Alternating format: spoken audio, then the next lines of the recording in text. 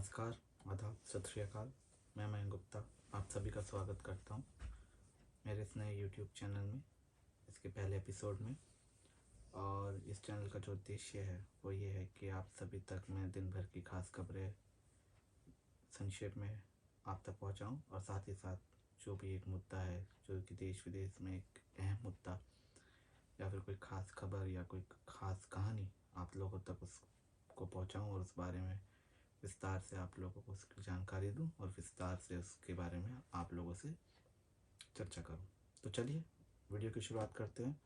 और आज यानी कि सोमवार के बारे में जो भी खास खबर हुई उसके बारे में आपसे संक्षेप में चर्चा करता हूं। तो जैसा कि आप सभी जानते हैं कि केजरीवाल और एलजी के बीच की जो तनातनी है वो कभी कम नहीं हुई है और हमेशा से चलती आई है। तो उसका आज एक और मुद्दा देखने को मिला जो कि शिक्षकों के फिनलैंड जाने पर रोक लगाई गई, और उसको लेकर केजरीवाल यानी कि आप सरकार ने मार्च निकाला एलजी के खिलाफ। तो देखते हैं कि क्या ये जो शिक्षक है फिनलैंड जाएंगे या फिर क्या इस मुद्दे पर रिजल्ट निकल के आता है। और जो अगली खबर है जो कि अच्छी खबर है, जो ऋषभ पंत है वो उनकी जो सर्जरी है वो सक्सेसफुल हो गई और उन्होंने अपने ऑफिशियल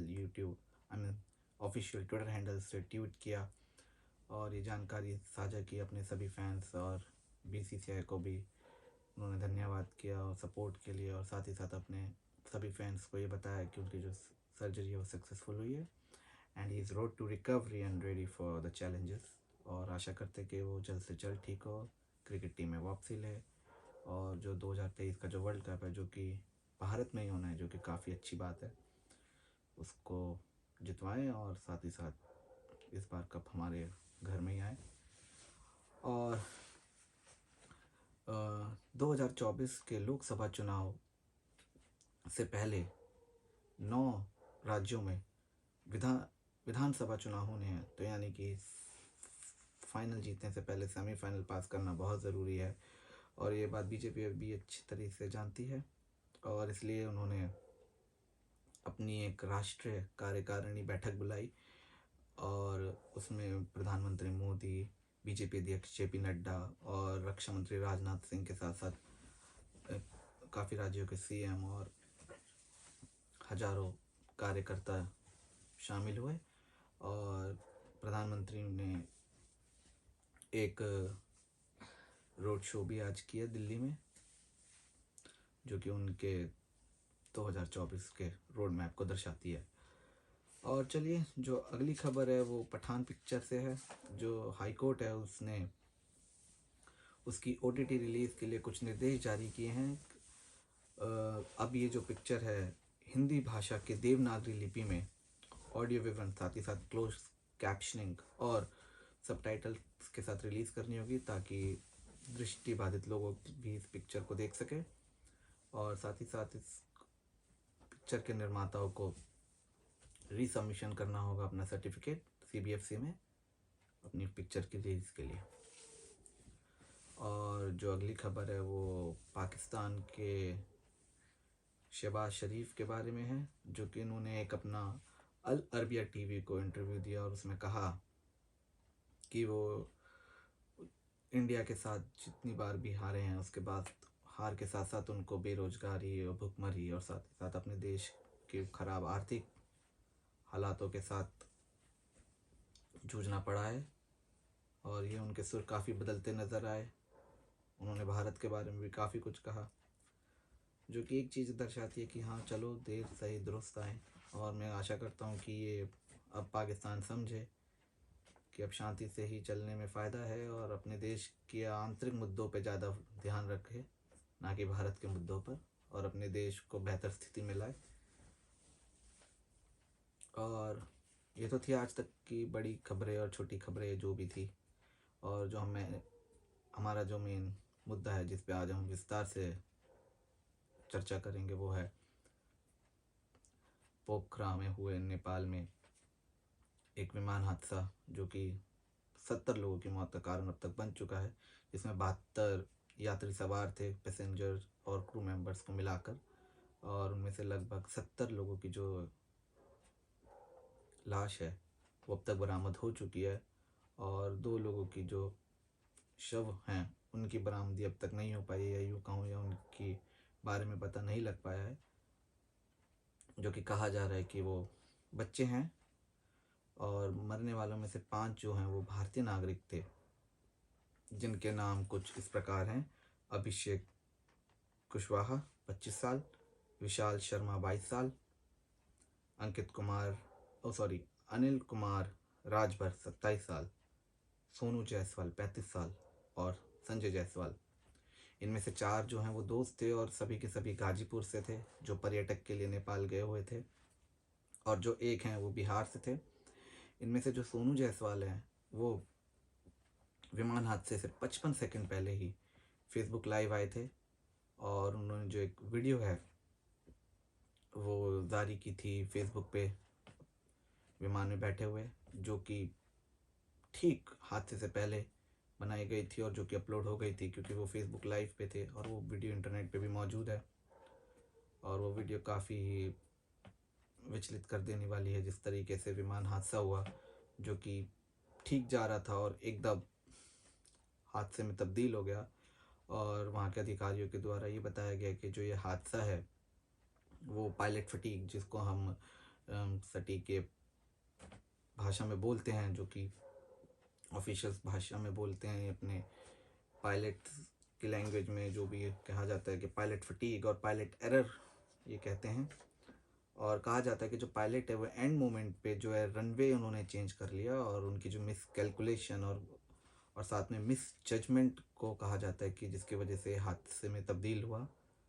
और साथ ही साथ इसके जो ब्लैक बॉक्स हैं वो भी मिल गए हैं, और अब ये जांच चलेगी कि असल में ये किस तरीके से हादसा हुआ, what was the chain of events that took place, और सबके सामने इसके बारे में और विस्तार से पता चलेगा, और हम बताएंगे आपको जैसे जैसे जो भी अपडेट आएगी।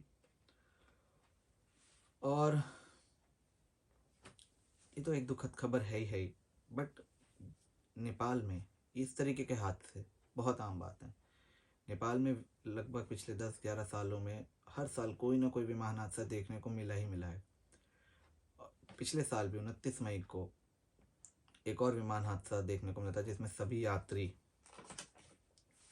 को अपनी जान गंवानी पड़ी थी, जो कि एक और बहुत बड़ी दुखद बात है, जो कि तारा एयरलाइन का विमान था, जो कि दुर्घटनाग्रस्त हो गया था, जिसमें 22 के 22 यात्रियों की मृत्यु हो गई थी, और ये नेपाल के मस्तंग जिले में दुर्घटनाग्रस्त हुआ था।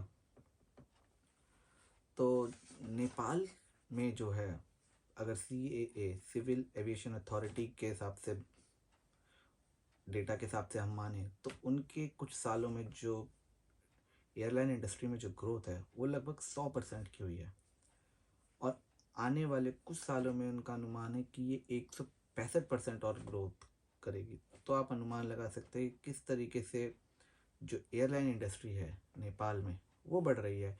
बट कहीं ना कहीं जो उनकी सुरक्षा लैप्सेस हैं, जो उनकी सुरक्षा में चूक है, और जो उनकी सेफ्टी है पैसेंजर्स के लिए, उसमें वो बहुत ही ज़्यादा चिंताजनक मुद्दा है जो कि सामने नज़र आता है।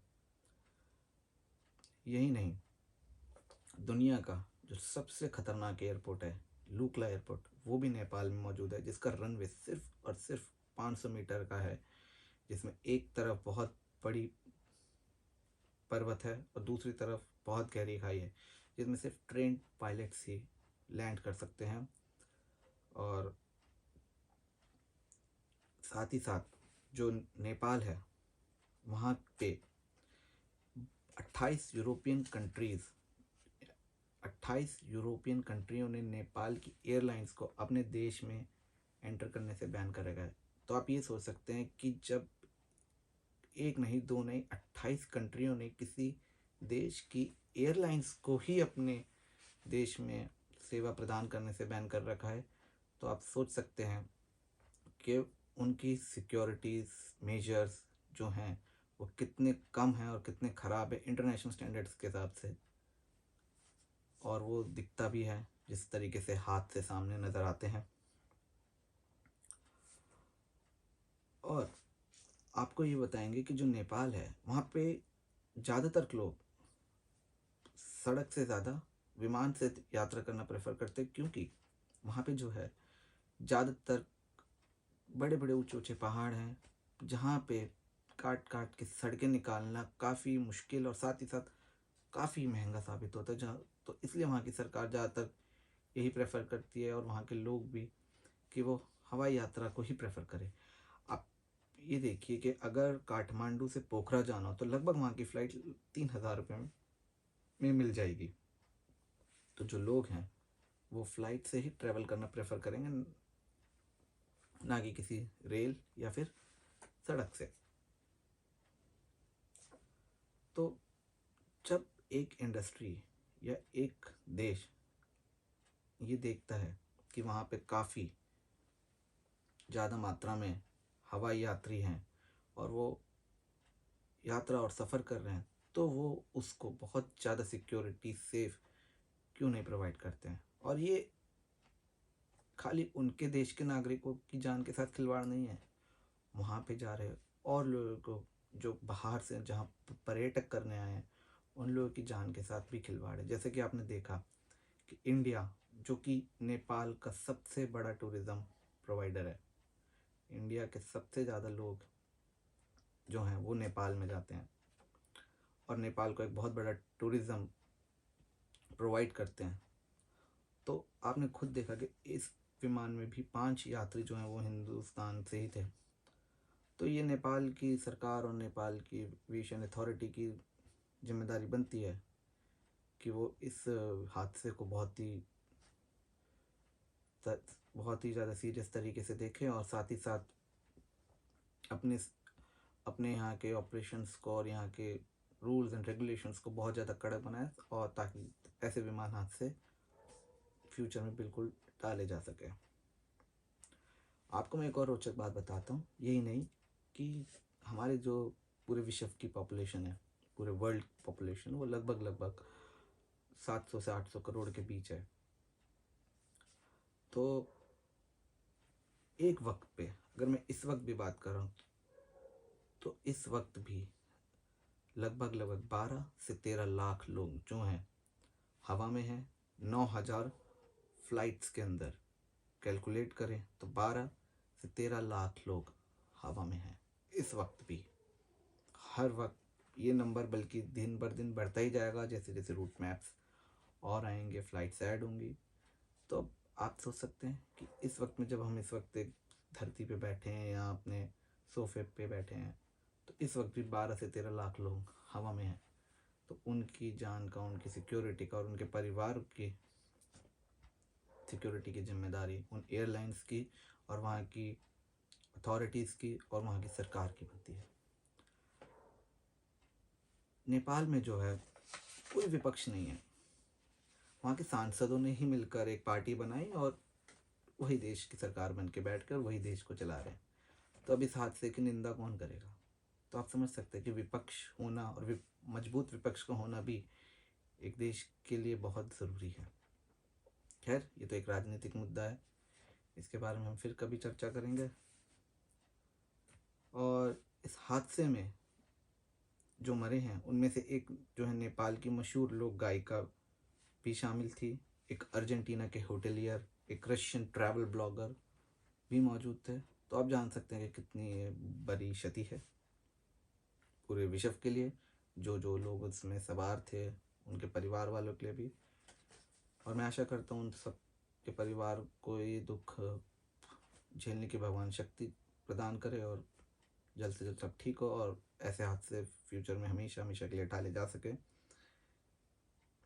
फिर भी कहा जाता है कि the safest transport is the air transport. और